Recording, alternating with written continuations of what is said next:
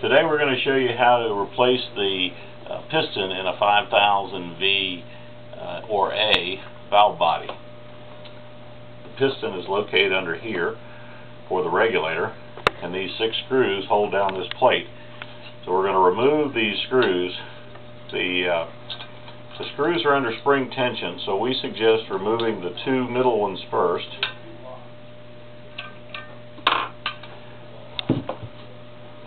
And then, as you go around, work it out to relieve the tension on the spring. You can see it moves out under pressure. Not a lot, but there's enough that makes it easier if you do it this way.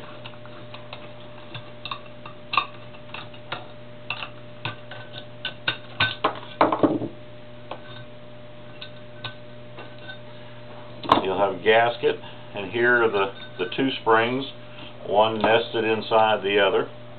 Then we're going to take the screw supplied, we're going to reach down into here, and you're going to thread it into a threaded hole in the piston. You only need a couple of turns, and you can pull it right out.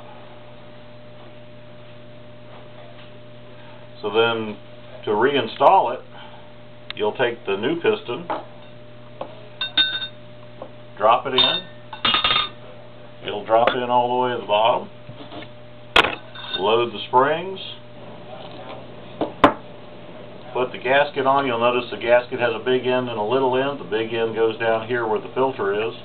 While you're here, if you want to, you can check the filter for debris. Filter comes out like that. If it needs to be replaced, you can buy another one and replace it. Otherwise, just go back like that.